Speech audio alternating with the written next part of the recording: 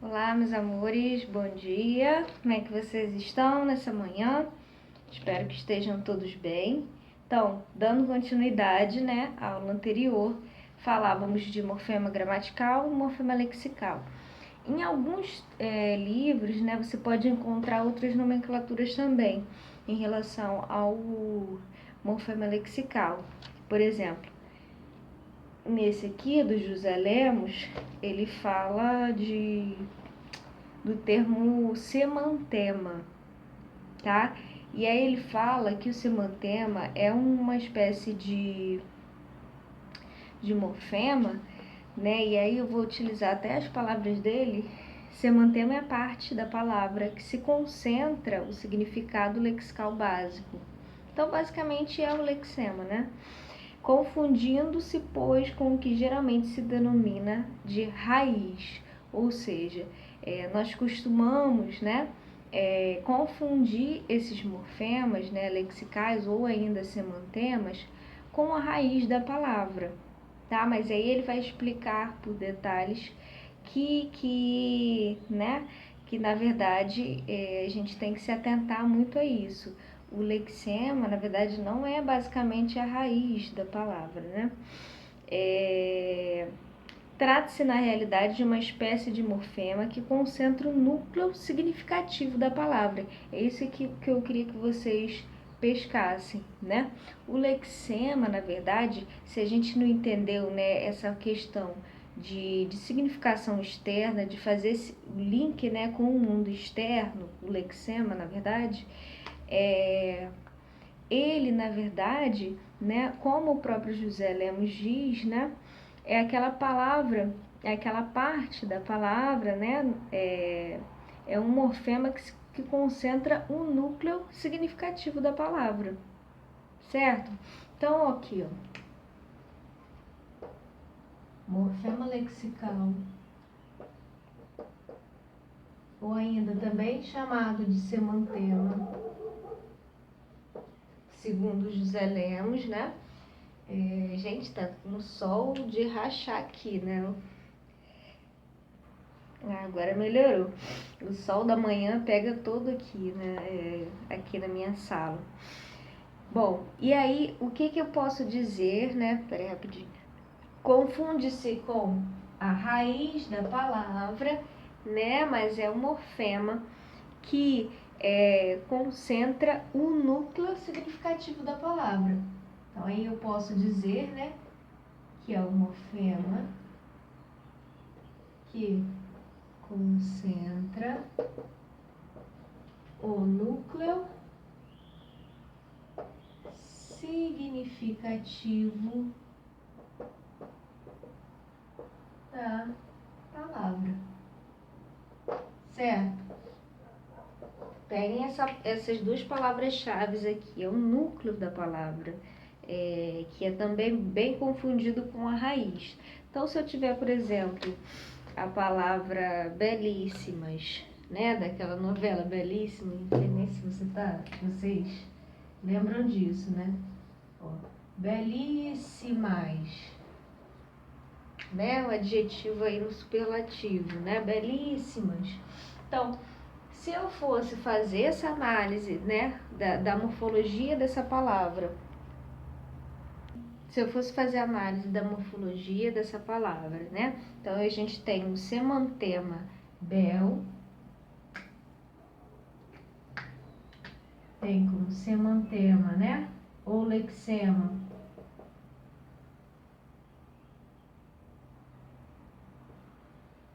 bel, certo? Bel como semantema.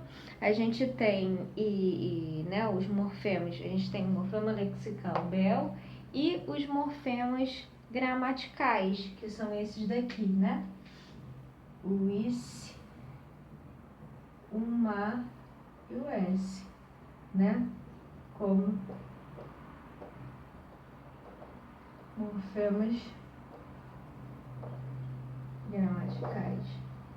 Ora, esses morfemas gramaticais, eles têm a sua significação, certo? O S é um morfema gramatical que tem a sua significação, mas o S sozinho, ele não serve para nada, né? Ele se transforma numa letra, né? Agora, esse S, ele vai encontrar uma significação se ele tiver unido às outras partes, né, dessa palavra aqui. Então, é por isso que ele é uma forma mais presa, é por isso que ele é um morfema lexical, é um morfema gramatical, desculpa, dizendo. Porque ele precisa daquele contexto, ele precisa estar, né, unido a outro, né, independência, ele é dependente do outro para obter um sentido, né? Já o semantema, o lexema não. O lexema ele tem, como o José Lemos disse, né, o morfema que concentra o núcleo significativo da palavra. É aquela unidade significativa, certo? Então, espero que vocês consigam ler aí, né?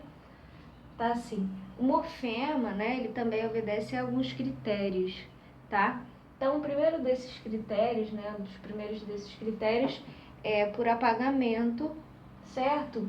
Por supressão ou elipse, pode ser por supressão ou elipse, né, essa omissão, ou põe por ausência ou presença, permitindo que se percebam diferenças mórficas em pares como, né? Então, aí, se eu tiver, por exemplo, a palavra que a gente usa, né? Feliz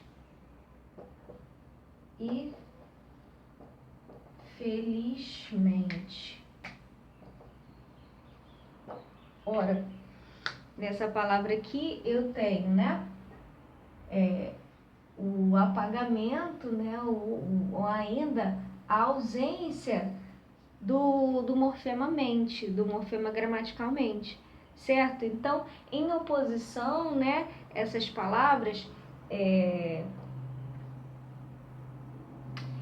fazem com que a gente perceba que há diferenças mórficas entre as duas, né? Também,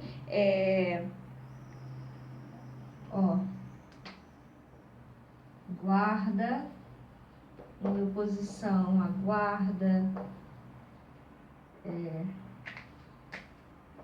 noturno, certo? No caso aí de composição, né? Guarda noturno. Então, são além, né, de estabelecer uma oposição, também pode estabelecer uma supressão, né, uma elipse, um apagamento, e aí também faz com que a gente perceba a diferença, né, entre uma palavra e outra, né, por meio dessa supressão, dessa oposição de morfemas, tá? Então, aí, como segundo critério, né, a comutação por substituição ou por permutação. Então, o que é a comutação, né? O que é o método da comutação? O método da troca, tá? Então, se eu, por exemplo, se eu tiver, né,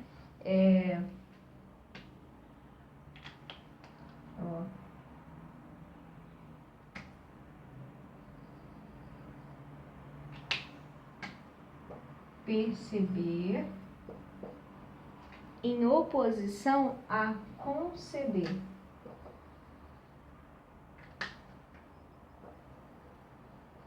O que nós percebemos aqui, né? Conceber. O que nós percebemos aqui entre essas duas palavras, né? O mesmo final aqui, né? O mesmo morfema. E aí, o que aconteceu, né? Pelo método da comutação, eu transformei essa palavra em outra, certo? Então, aqui eu perceber, né? Eu acrescentei o per, né, ao CB, e o com, né, como essa troca e essa substituição, na verdade, né? Houve essa comutação, certo?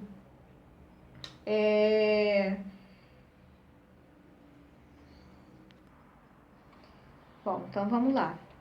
Na parte, né, na nomenclatura gramatical brasileira, né, na parte que corresponde à estrutura das palavras, né, ela faz referência a os seguintes elementos mórficos, né? Então, o que a gente tem, né, de elementos mórficos,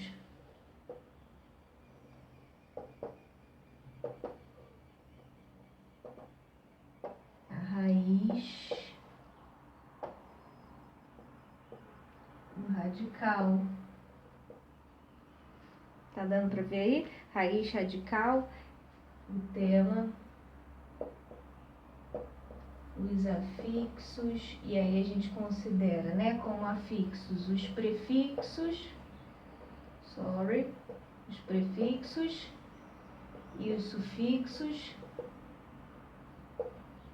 tá bom? Os prefixos e os sufixos, as desinências, nominais e verbais,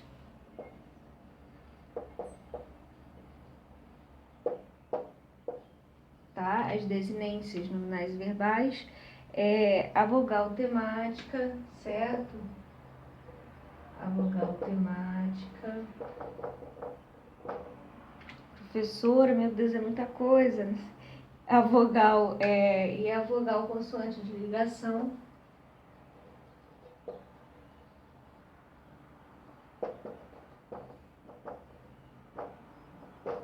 Né? Consoante de ligação. E a vogal consoante de vogal, né? E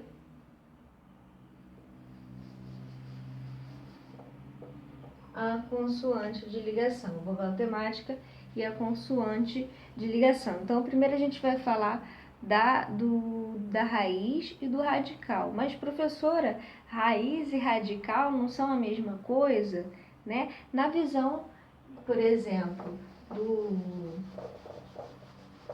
eu apagar aqui rapidinho.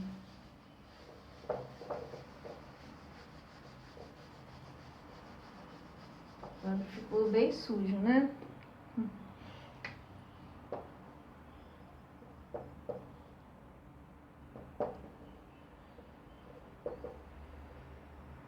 Na visão do Cláudio César Henriques, né, existem aquelas palavras, por exemplo, nos vocábulos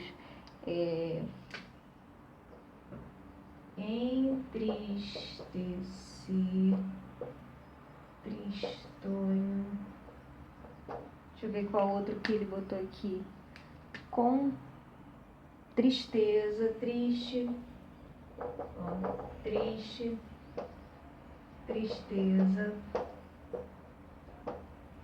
tá? Ele fala, né, que segundo ele, né, essas palavras que eu coloquei aí, né, nesses 5 vocábulos, a gente observa essa mesma parte aqui, ó, triste, triste, triste, até o T, né, triste. Em todos eles, a gente percebe essa mesma parte, né, que é o triste, esse mesmo fonema aqui, né, desculpa, esse mesmo morfema, né. Bom, no entanto, né, em entristecer, por exemplo, né, a gente tem na verdade, o que ele diz aqui, né, por exemplo, em entristecer, né, e aí ele diz também, como exemplo, contristar, tá, que também tem o mesmo radical.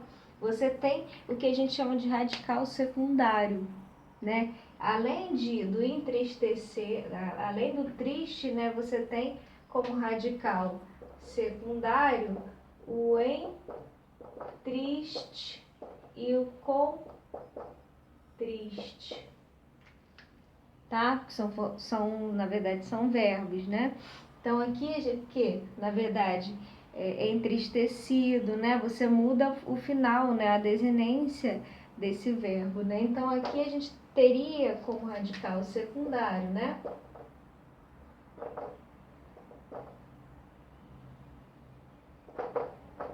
Então, além desse radical triste, que ele chama de radical primário, tem esse radical secundário também que vai aparecer aí, né? Mas aí o que que ele vai falar, né? Na verdade, o radical primário, né, ele seria chamado de raiz, e o radical secundário seria chamado de radical mesmo, né? Elemento que na verdade que significa, né, que encerra o significado, a significação fundamental, né? Beleza?